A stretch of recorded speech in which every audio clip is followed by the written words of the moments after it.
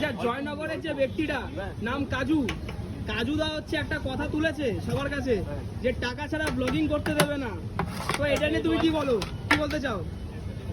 আমি প্রত্যেকদিন মোটামুটি 10 জন 15 জন করে কন্টেন্ট ক্রিয়েটারকে কন্টেন্ট দিই। আচ্ছা, ঠিক আছে, এখন মধ্যে কেউ বলতে পারবে না শুভর সঙ্গে কন্টেন্ট ক্রিয়েটার বাজে ব্যবহার। শুভ কার কাছে 1 টাকা চেয়েছে। আচ্ছা, একটা দোকানদার, তুমি ব্যবসা করছো, ওটা দিয়ে তোমার আর্নিং করা উচিত। কোন কন্টেন্ট ক্রিয়েটার কাছে তুমি কেন টাকা নিতে যাবে? ওই টাকা দিয়ে নাকি মোবাইল কিনবে, তো তুমি কি বলতে চাও?